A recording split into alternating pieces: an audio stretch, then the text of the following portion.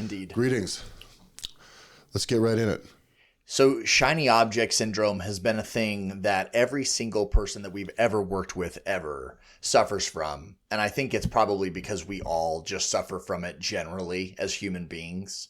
Yeah. Is that like hard work is hard and sexy work is always sexy. Plus doing the stuff that you see everybody else doing, who you have like in your mind on a pedestal, is like, oh, they seem to be successful. It's like, well, they're doing this. I might as well just imitate until I become, and it just doesn't quite work out that way. Well, it ends up being these colossal distractions that never get you any progress whatsoever. Well, because, right, it's because no one is like, man, I just crushed this Excel spreadsheet, everybody. Yeah. Like the formulas, the formulas on this spreadsheet are so badass. And it's like PR'd the Excel spreadsheet. I got 6 sheets on this thing, and be like, the fuck is this guy talking about?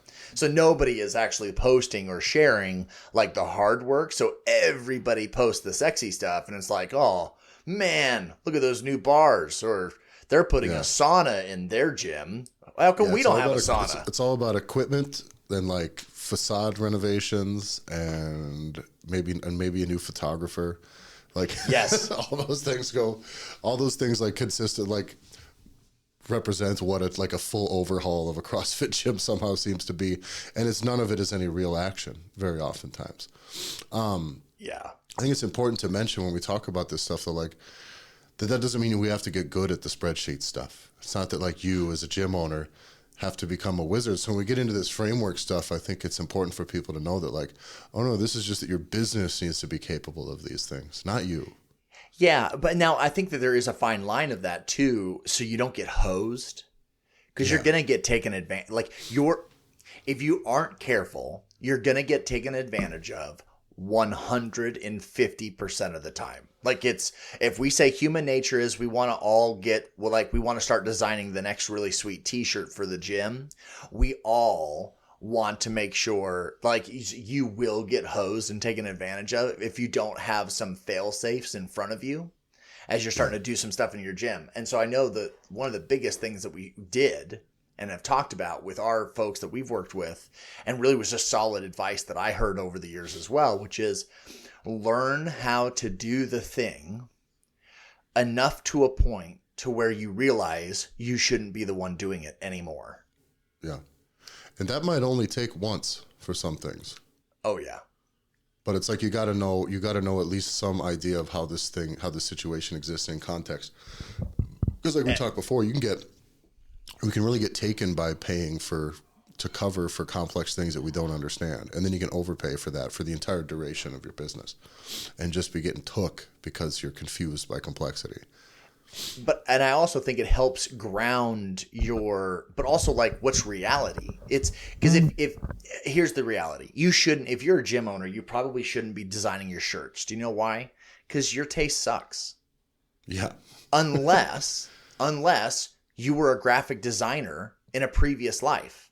Like, unless that was something that you did. Because the problem is, if I'm going to design shirts, do you know what all my stuff's going to look like, Tyler? Black with white ink and skulls on it. Exactly. Some way. Because I have a skull ring, I have my skull cup, which is one of many. Like, there's some consistencies here.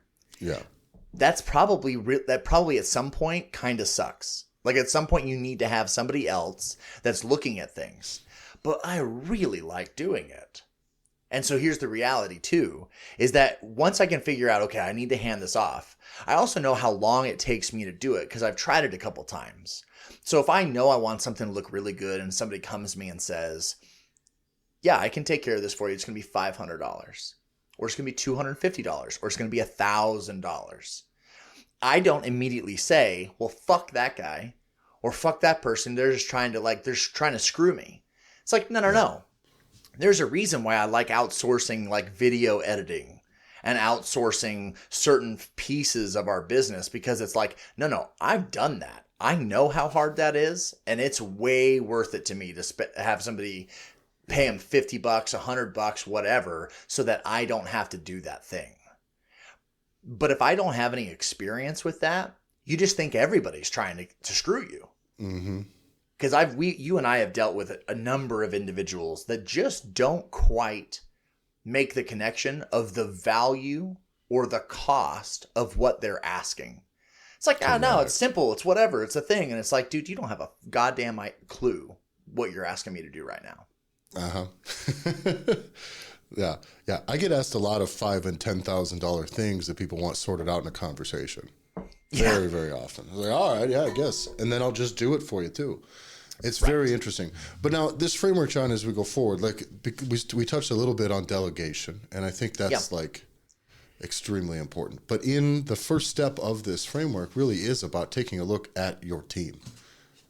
Yeah, and I guess we'll even zoom out one step further before we go. Is that this is the framework that we used that I realized I was doing over and over, and then I brought you in, and then we were doing over and over again with folks, where it was like, as we sat down to start working with someone, we couldn't just immediately jump in to the shiny shit. Now, they first started talking to us because they wanted to update their website or they wanted to get a course built. And this is all that shiny stuff we were talking about before.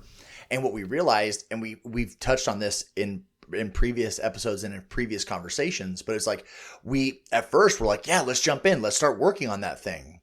And then as we realized that was a problem, right? The order was wrong. We realized, whoa, like when someone comes and let's say they want to build a course, it's like, that's great. That sounds awesome. We need to first look at what do you have? And so that's where we started to put it. So this is what I call kind of is T3 framework, because there's 3 T's to follow. And that's where you're starting us off on. So the idea of taking a look at your teams, like what are the teams that is around you? And that's the first T in that T3 framework. And definitely this is where delegation is going to come in. And so if we're talking about within this team, kind of we'll break it out, right? TEAMS. But the first T in teams, and this is definitely in your wheelhouse, is the idea of technology work. Like who's doing the stuff in your gym that's technologically related? Yeah. Well, and it's tough in the gym space because everybody oftentimes gets into this space via coaching. Right. Or they just want to be in the gym more, even if it's not coaching. They just kind of want to be in and around the gym more, and that doesn't often lend itself to being a very specialized, high-qualified, high-paid person in that field, right? The most qualified graphic designers are not going to be all that interested in just doing it a little bit for free for the gym that they go to, very often. So you need to just look and assess, first off, who do you have, right? Who do you have doing things for you? And you see this in every business, but like an actual, like a simple, like organizational chart where you're like, who does what here? If an email comes in, who answers it? If the phone rings, who answers it? If we get a voicemail, who calls them back? If something breaks in the gym, what happens from there? Like, there's a whole lot of things that, like, I think a lot of gyms exist still far south of that point, where it's just everything that happens just kind of happens, and it becomes this like constant blob of coping with situations as they go through. And there is no process to be assigned like, oh, good, I know so-and-so's got this, and I know so-and-so's got this. But oftentimes because they don't have the help to begin with. How many gyms operate with an owner, maybe a full-time coach, and 2 to 6 part-time coaches, and not a single other employee? And what you're saying there of like 2 to 6 part-time coaches, those are the folks that are like advanced, like they really are moving forward. There's a lot of conversations that I've had where it's like it's the owner is the head coach and also does everything, or then maybe they have somebody else that's the co-owner or the coach that's there to help them, but it's so limited. And you have mentioned this specifically, but it's the idea of where like the owners, we find that the gym owners are oftentimes the bottleneck. In almost every situation, they are kind of getting things. Everything is dying either in their inbox, on their desk. And speaking of the technology work, I know for sure we've talked to gym owners where it's like, well, I'm not on Facebook. Yeah. It's like, dude, that's not what we asked you. Like, I don't care if you personally aren't on Facebook. Like, that's a personal decision, and I get it. Like, fight the good fight. But it's your business. Your business needs to like exist, and for better or for worse, right now, right? You need your business to exist on Facebook and on Google. Like those are the 2 places. So if that ain't you, then who's on your team that's going to help you do that? Well, and I think as we talk about moving forward here is from the who's on your team thing, when we talk about chasing shiny objects, right? Chasing the next thing or chasing the thing, the piece that you think you need that's directly going to have a response or an effect on your bottom line. When we get to chasing those pieces, like you have to know that you've got this team piece in order or else none of it works.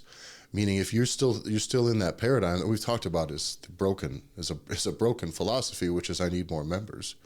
If you're still living in that capacity, you are doing everything. You can't just do more. How many gym owners out there with your staff could you just do 50% more work? Everybody. Handle 50% more clients, handle 50%. I just don't think that the average person that's in that situation is capable of handling more members. They're just not. It's not a hill you need to just like bury yourself under and then claw out of to be successful. I think you need to prepare to have 50% more members.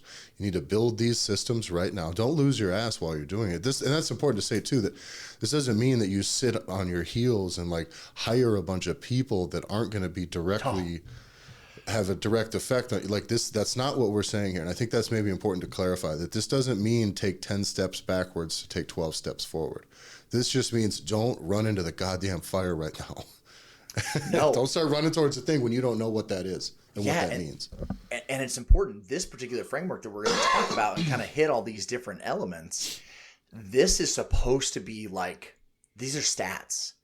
These are statistics. They're not good. They're not bad. They just are. We want to get a lay of the land. You want to get a lay of the land. What does your situation look like specifically? The reason why that's so vital is that like we could get hung up. Oh, okay. Well, I need to now hire, like you said, I need to hire somebody. It's like, even though it's in this framework, we'll talk about it. Just because we say it does not mean every one of these points are created equal. Because you and I have done work with folks before that hire all this staff and start just dumping money into things, and it's like, whoa, why are you doing this? Like, why are you spending all of this money right now?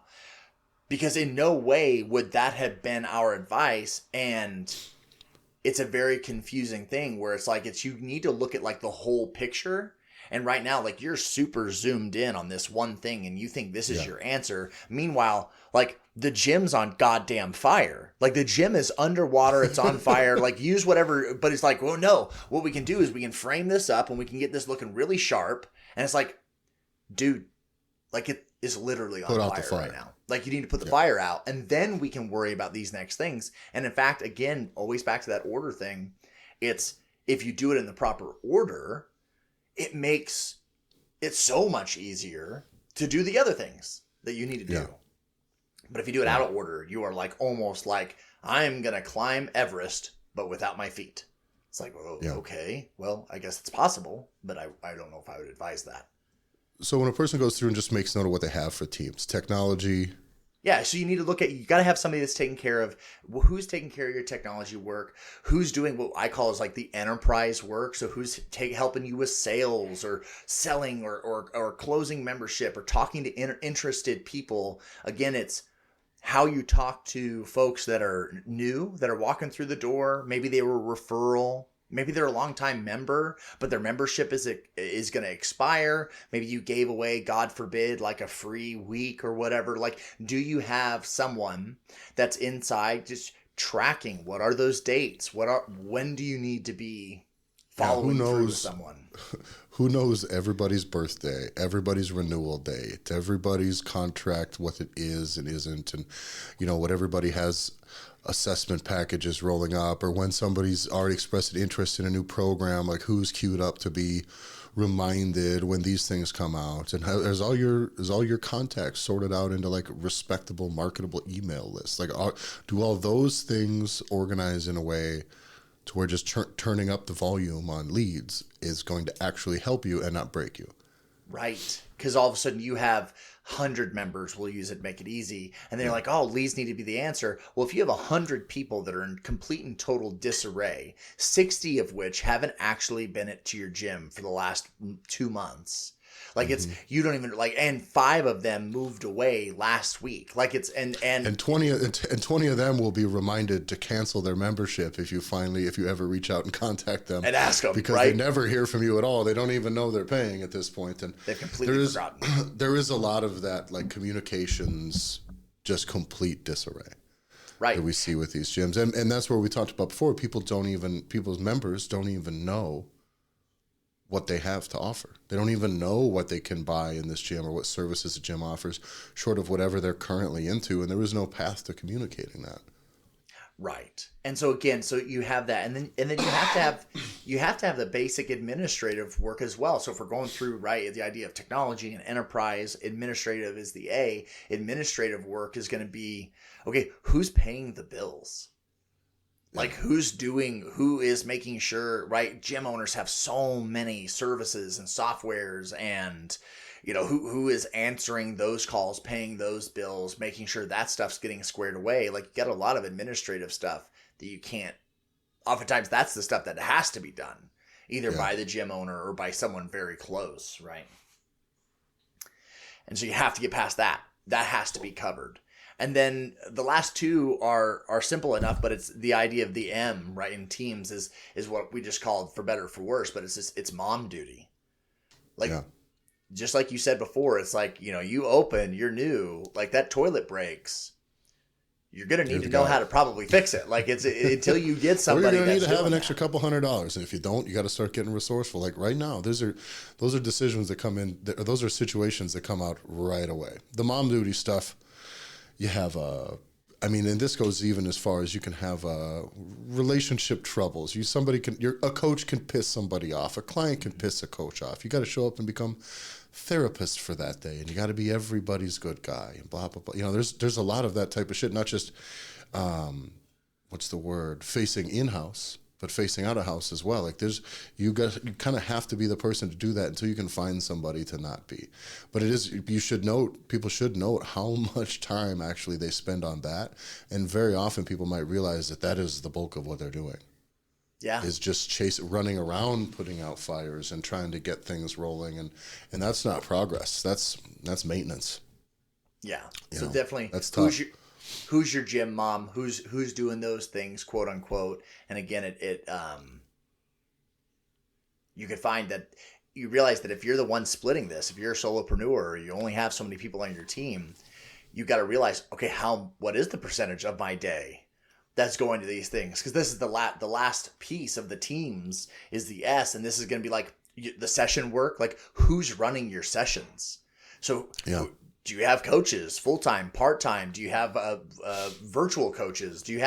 Who do you have? Because most of the time, if you're only the person there, that means you're running all the classes.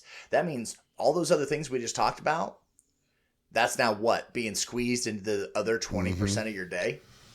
Well, it's important to know too that then, by the way, if that's the case, boy, your on the floor product might just be great because it's you. Right. You know what I mean? Mm-hmm. It might be the most fully aligned to your coaching philosophy as anything can be.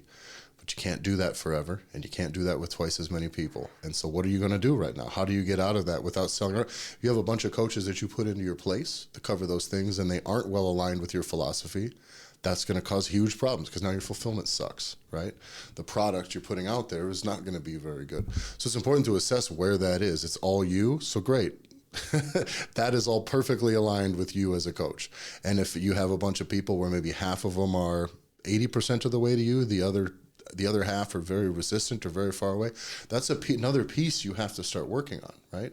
If half your coaches just aren't quite up to snuff, which by the way, that's not your fault either, nor is it theirs. This is depending on where you're at and where you're getting people. Like everybody as a coach, this is a journey. You're not just going to get aces after aces after aces here. So it is important, though, that you're constantly assessing this and working on this so that when you are getting more members, that you're not having more members who are getting disappointed by poor coaching or coaching that doesn't quite represent you or what you want your business to be.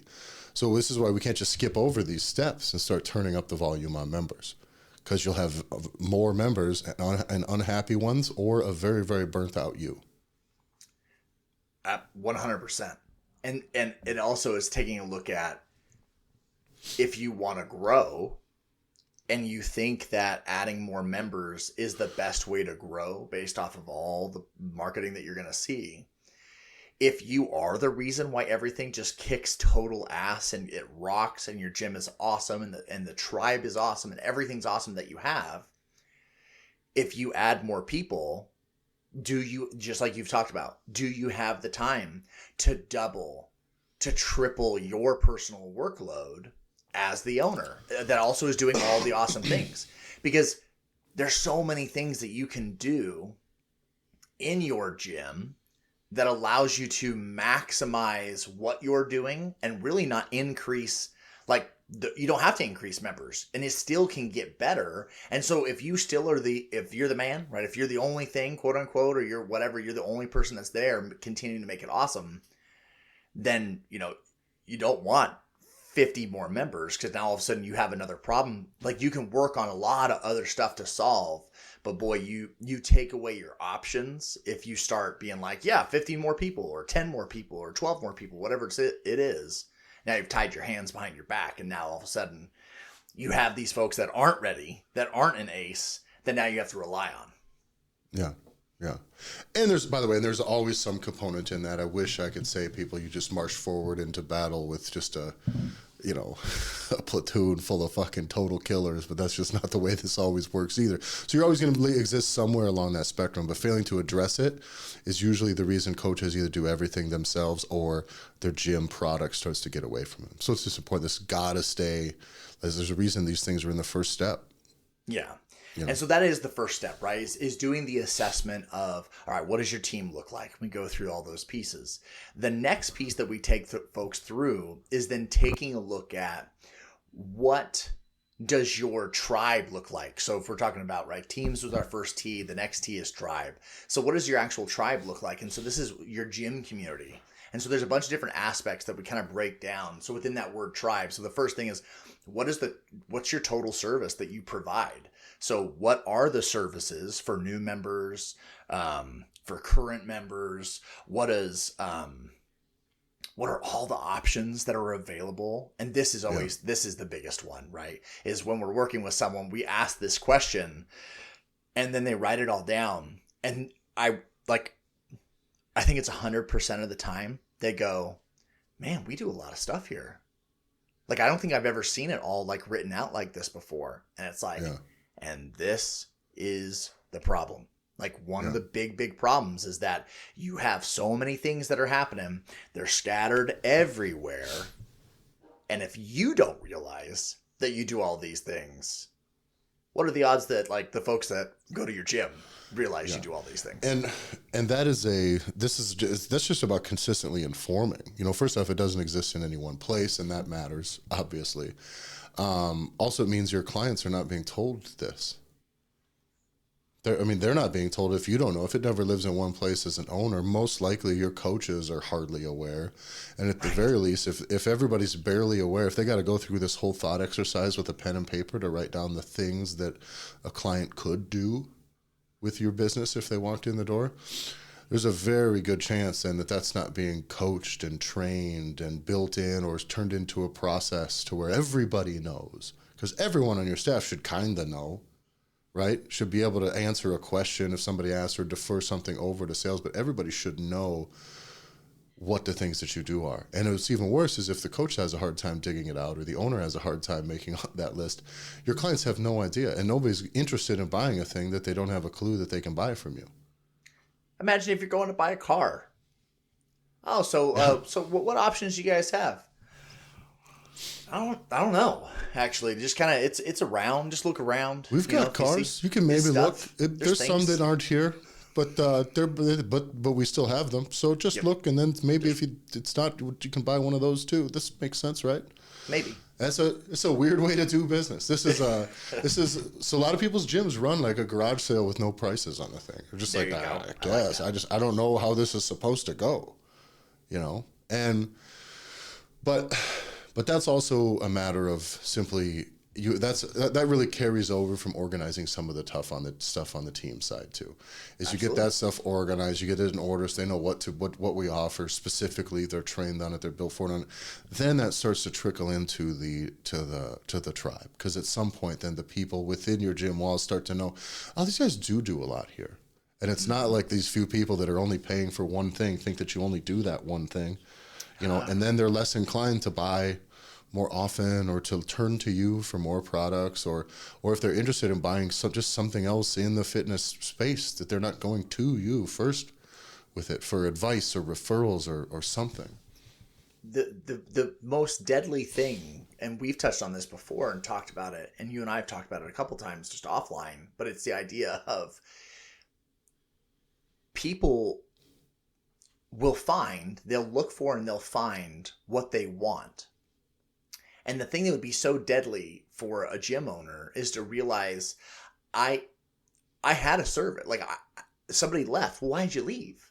Well, I really wanted to be able to I wanted to spend more money.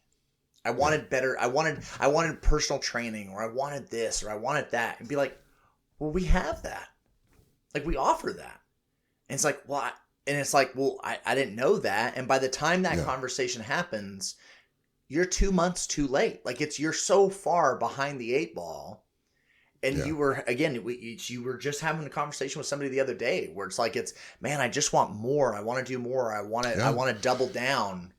Yeah, this was a friend who I knew was just struggling kind of in the last, like, maybe year of their fitness. And it's just like, man, I don't know what the deal is. If maybe he wants something different or a different program, or thinks he wants to leave his gym or something. It's like, which, it is good in having your tribe built to the point where people like think good and hard before they leave your gym. That's a thing that these group fitness places have very well. They think good and hard about it, because they're like, shit, it's not just consequences, but they're leaving a community. There is more to it than just up and leaving. But he starts going down this road, and it all really is because essentially he never got the opportunity to reinvest in himself.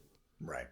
To boil the whole conversation down is there's nothing else he can spend money on there that are going to help him, and he's just kind of bored, and he knows he probably should work harder, but some people connect to that different ways. Some people do it by just buy themselves a new pair of shoes once every 2 months, every 3 months, and all of a sudden that's like enough to light a fire in their fitness. You know what I'm saying? It works. That shit works.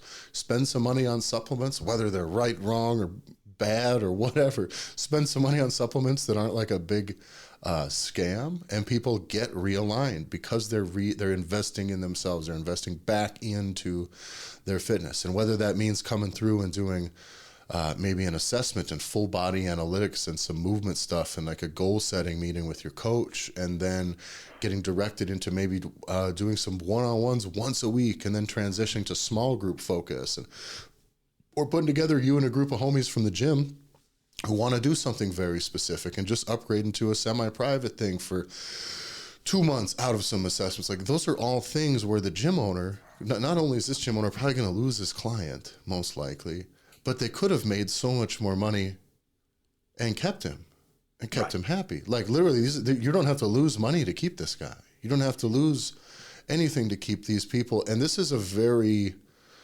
common thing with the life cycle of group fitness gyms. You know what I mean? Is the group fitness thing, we realize, well, wait, this can't be the only thing. This just can't be this, and once people get stuck in that paradigm, people end up exactly where this guy was. It's just like, is this it?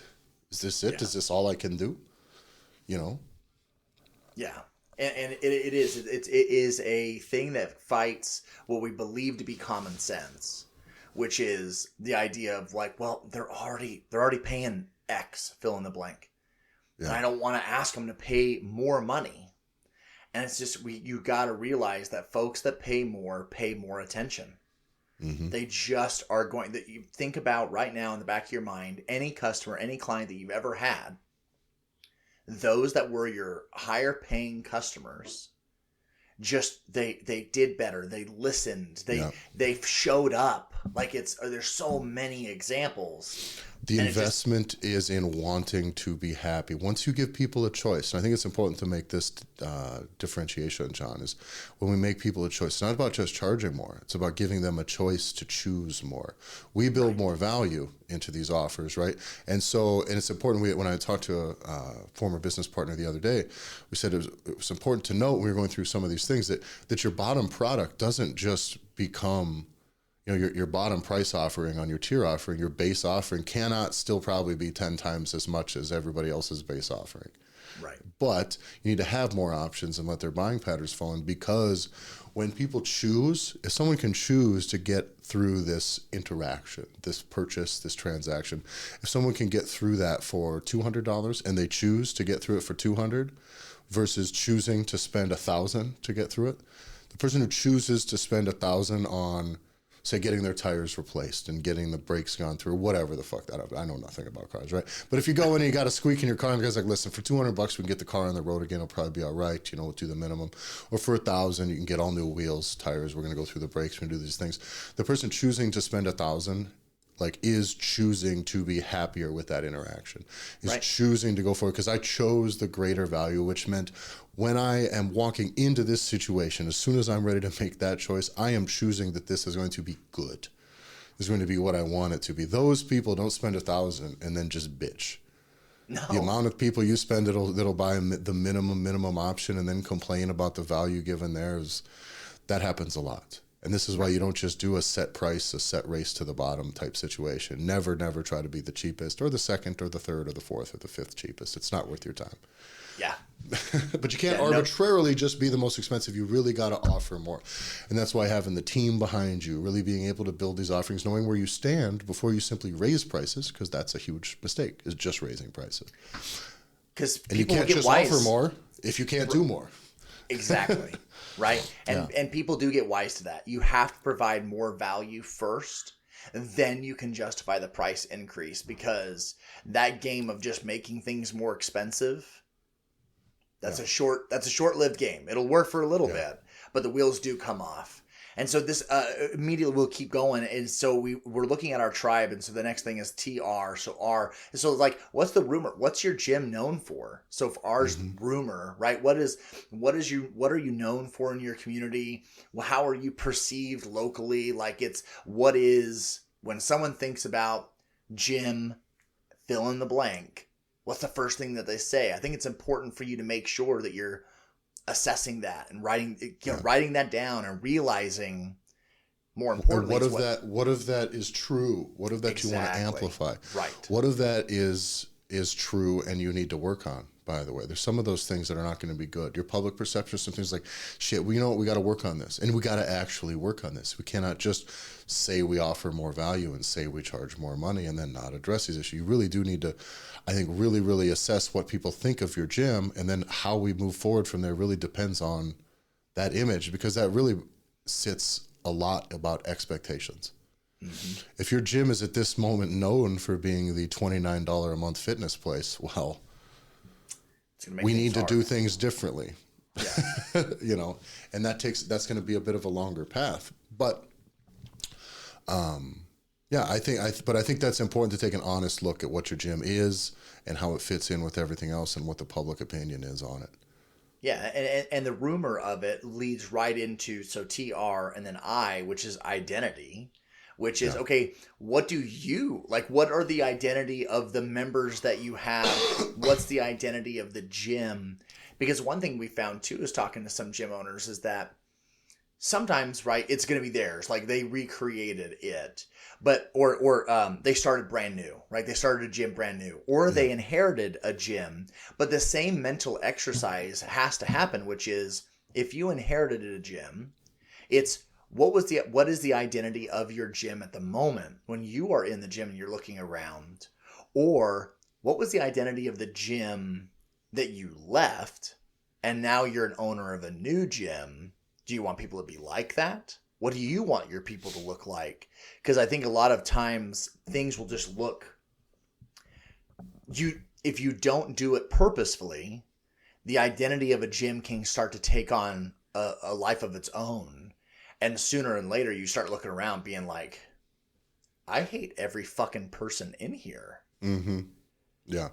And I know we've seen massive contrasts of like, it's for folks that we've now been around long enough for now, years we've been around, and we've seen what their gym looked like right when they became an owner.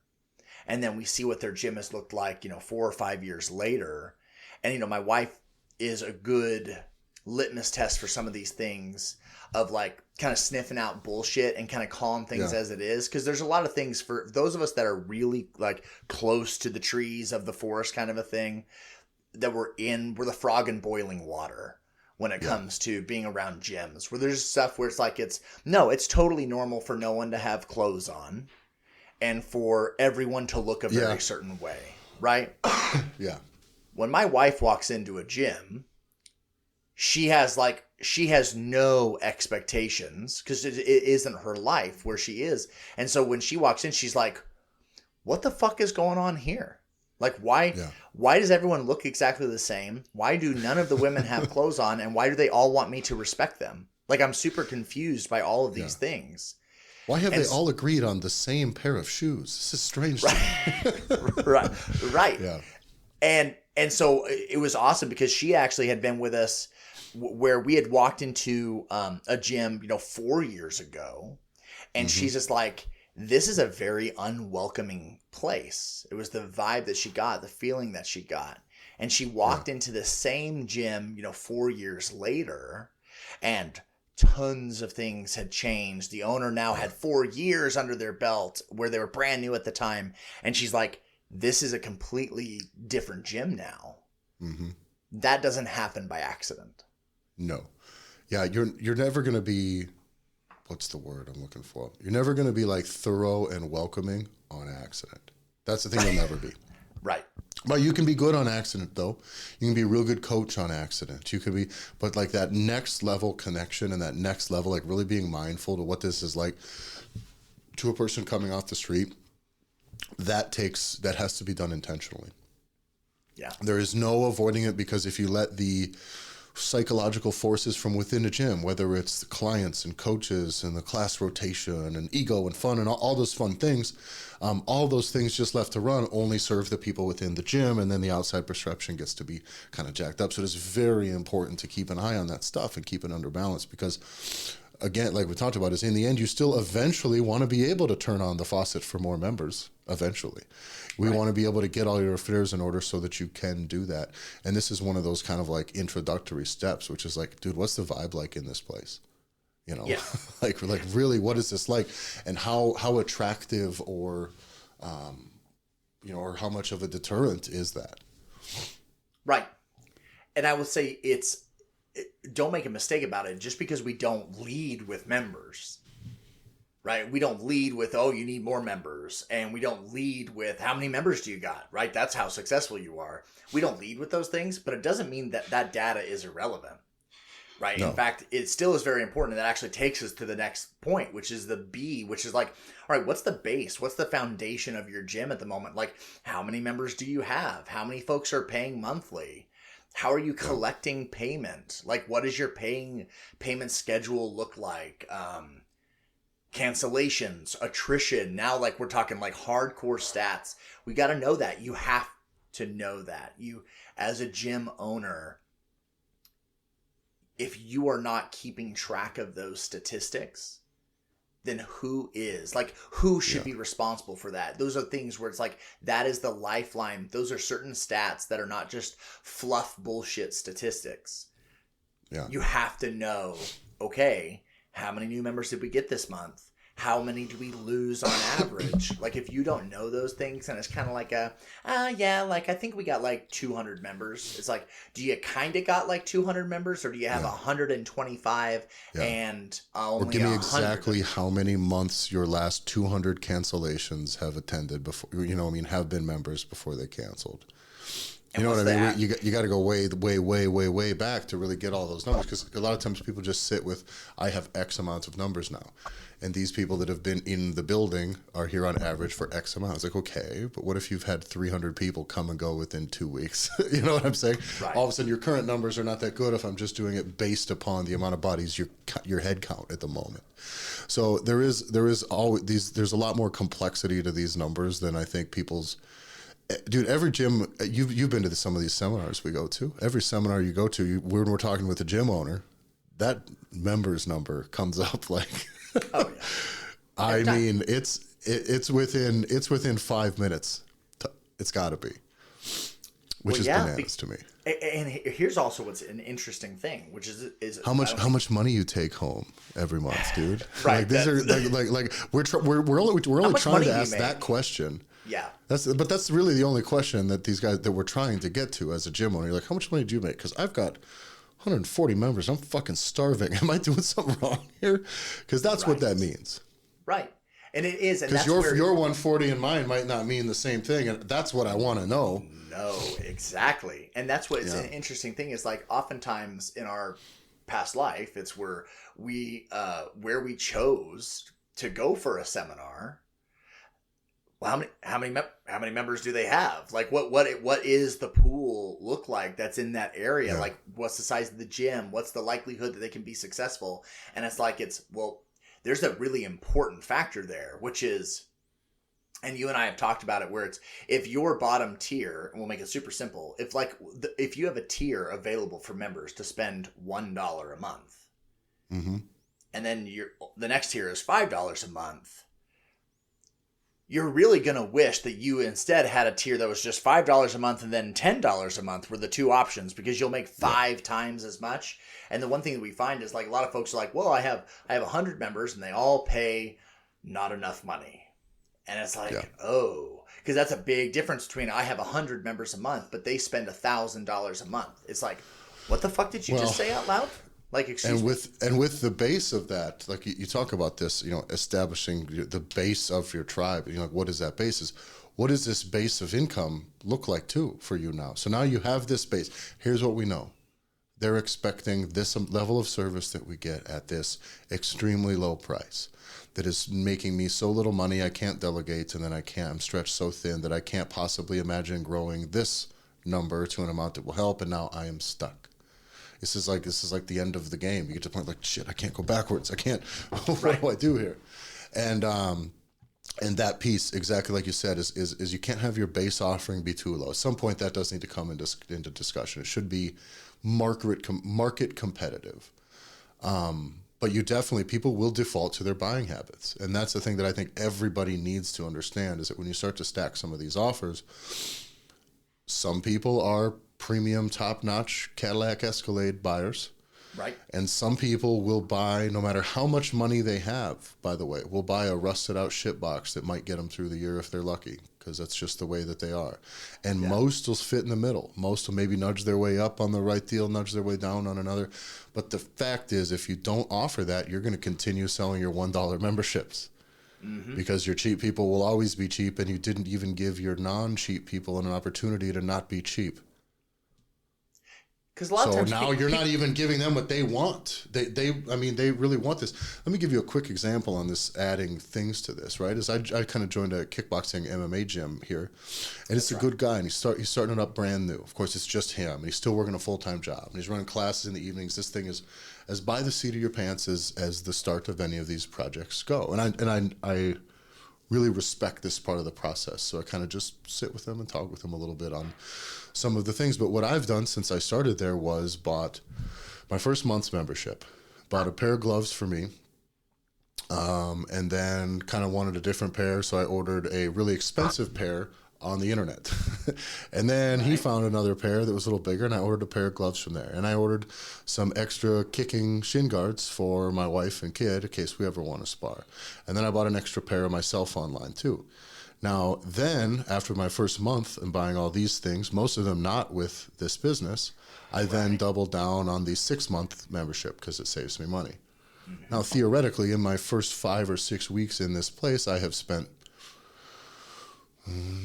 I mean, fucking probably like $1,300, but Right. only 5 was through this gym. Now, granted, not all of these are services they could sell me, but if you're getting in to start a thing, understand that that was all about my buying habits and my new hobby more than it was about anything else. And so you want to make sure, like, don't just be the guy that offers me a $30 a month thing. Well, I'm like, dude, I'm trying to go $5,000 deep into this thing. I'm trying to get good at this. Let's go. And if you can't offer it, someone else is going to just reap the benefits of my buying habits. And you don't want to do that because I like you. I'm already here. I'm in your building. So that's what we want to do is cover all of our bases when it comes to that. Because you like the guy. You were going to buy anyway. Like, you're going to buy. Yeah. And if you want to support I bought him, stuff for my wife and kid who don't even do it. Right. It's like, so it's like, I want to support. In case shit gets rowdy at home. But that's it. And so you happily would have paid him the 125 extra bucks or whatever it is. Like, it just as you would have paid him, but it wasn't an option. And your people who like you, they want to support you. And oftentimes it's like, hey, how can I support you? And it's kind of like, oh, you pay me enough. Yeah. Oh, okay. Well, all right then. Well, then I'll go spend some money over here and keep coming back, I guess. That's what we'll do. So what do we got? What do we got next, John, on the framework here? It takes us into expectations, and really what we're talking about, we're coming into now the last bit of the tribe piece, and then you're starting to notice where we really now are talking numbers and transactional work, and that is kind of the last piece. So the last piece of tribe is what are the expectations of your members when it comes to how often do they pay for services? How often are you running programs that they can buy? Like, having set expectations that are established, there's a way to do this badly, and there's a way to do this just really, really ingrained and natural into the gym, and there is an art to this. A lot of this stuff we can break down. It's kind of it's almost like it's gym math. It's scientific. You can just go from da da da da da da da. But there is another piece of this where it's, if you don't establish expectations and make this human, you're going to really quickly realize, oh, well, all I have to do is keep asking people for money and I'll keep making money. Like, that will stop working. You can't just keep asking. When you're talking about a fixed captive audience, which is kind of what your tribe is, give or take, call it what you will. It is a captive audience. It's your audience. They are your members. That you have direct access to them via email and class and all those things. You can solicit them and sell them hard, and you can solicit and sell them often, and it will work until it doesn't. Exactly. And then they're going to be tired of it. They're going to think it's too much, and then it doesn't. Then the paradigm shifts from you offering value that they're choosing to get on board with, and then they're going to feel like, ooh, this guy's not offering value. He's just asking for money now, and they start to see it, meaning you always have to stay ahead of that. And that, by the way, expectations isn't just expectations on how often they're going to be sold or how expensive some things should be.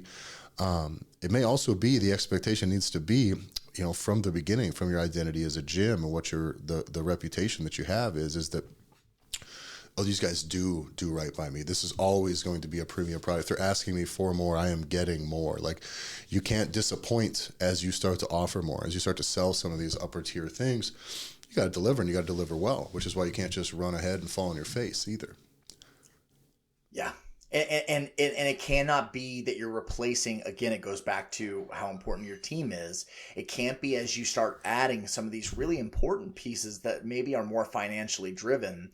It cannot replace the human element of your gym. Like, you can't stop being the gym mom because now you need to start asking for money. Like, you have to have that balance. And in fact, I don't even know it's not a 50-50 balance. There's a lot of folks that feel certain ways, but it's like, I need to provide 4 times the value and 1 time the ask. Like, my ask better not be asking for money or asking for a transaction more times than I am providing value to people. And that is like a literal science and math of breaking down, like, when I send an email, is it always because I'm trying to sell something, or do I have a human component that's also involved here? Yeah. And so it immediately just takes us now into the sales conversations. We're talking transactions, and this is very simple. It is the third T of the T3 framework. Yeah, the third T. So the T3, we're finally there. We made it. So we get the transactions, and this is where we kind of break down, what does your sales process look like? You have to have one, and you need to sit down and say, and if you don't have one that's written down, you have to think, okay, what is happening then? Like, what does it actually look like? It's more irrelevant, and don't lie to yourself. This is where you start to look at some of these things and be like, oh, well, this happens, and then this happens, and then a thank you letter gets written. Does it get written? Who writes that thank you letter to somebody? Like, make sure you're being honest, because that's where and this is why we do this, because once you can get everything written down, it makes it so much easier to identify, oh shit, that's a gap. There's a gap here, and maybe this is why our attrition rate is 25%. Maybe this is why the average lifespan of somebody at our gym is is 10 weeks. Yeah. And you can identify. So it's easy. You're looking at the sales process. You're looking at how often you get a chance to sell people. Is that built into a process? And this is, you touched on it, where it's like, do your coaches know what you offer? Because the last thing you want is a member to walk up and be like, I would just love to be able to do something like this. And they're like, yeah, that'd be awesome. And it's like, oh God, dang, like, dude, it was there. Like, we have something that could have done that. So it's always going to tie back. And we're not just here going on, excuse me. We're not just going on the,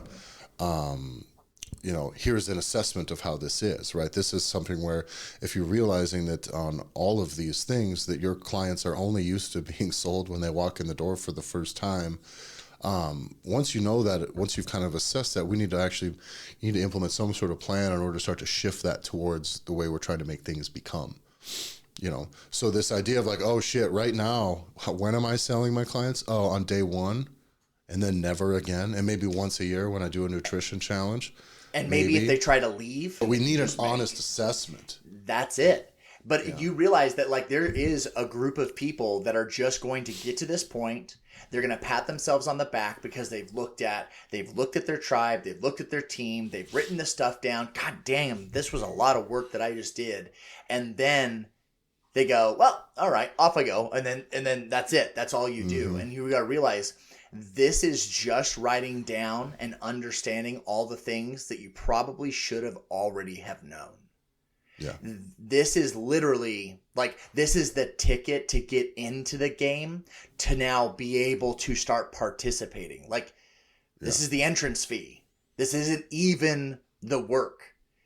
This is now what you've just done for yourself is you have just started the foundation of your blueprint of what now needs to actually be done. Yeah. Well, this is identifying all the pieces you have on the board right now. This is all right. I got this. I got this. Like that. Now what?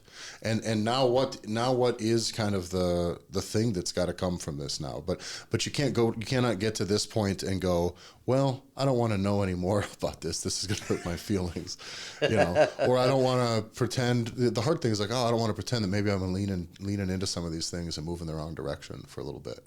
Or maybe shit, now that I know that some of this stuff and what should be, it's a bit humbling to be like, fuck, I've been heading backwards, or I've been standing still. And standing still is that's the thing. And that's the thing in business. And we have clients, John, who push hard, and they're good, and they're really good for it. And that the ones that are the most ambitious, that get the most done, are the ones that just refuse to stand still. So when we get into processes like this with them, is they go, good. Oh, this is a problem. This is a problem. This is a problem. This is a problem. Good. Now we go.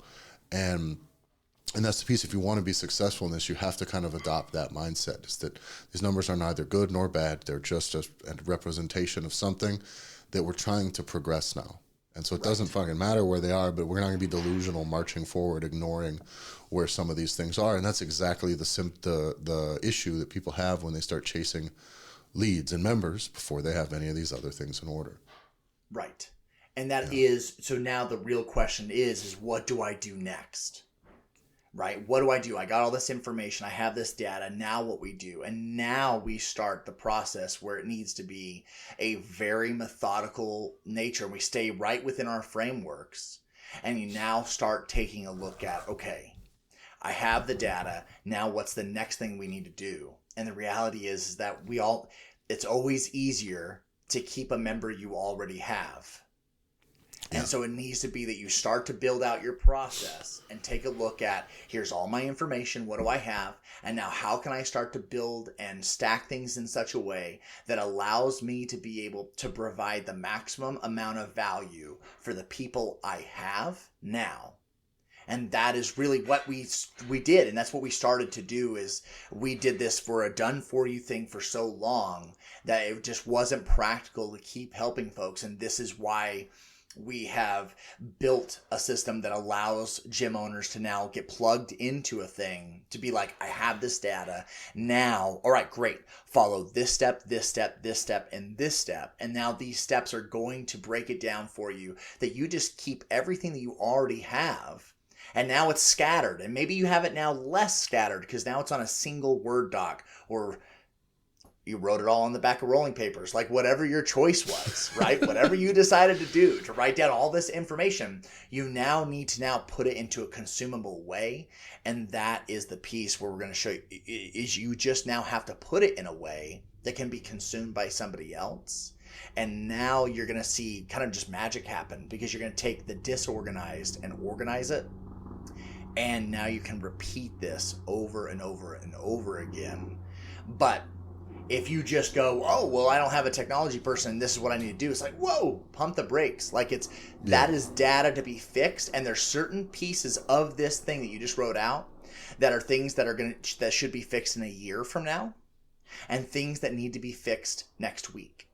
Mm-hmm. And that's where we've already gone too long. Just breaking down, this is how you go about just breaking down the data of what to do. But right, it's most things, there's low-hanging fruit. There's areas where you say, like, this can be better. And that's oftentimes the easiest way to go after something is, this is low-hanging fruit. I can fix this. I can make this better. We're not so much interested in helping identify low-hanging fruit, but we want to identify the things where it's like, this can immediately start making you and your business more money, that therefore allows you to provide more value. And the more valuable you can make yourself, then the more things you can do for your people. And it always goes back to, you can now fulfill all those altruistic goals that you have, don't have, whatever. But it's very hard to save the poor if you can't save yourself. Yeah, absolutely. Well, I think that's got us tied up here, got us all wrapped up. That's it for the framework stuff, guys. You can email us first if you want to have longer form questions. Want to email John or I, you can email us at info@hackyourgym.com, or you can go visit hackyourgym.com. Also, make sure you join the Gym Owners Facebook group. Yep.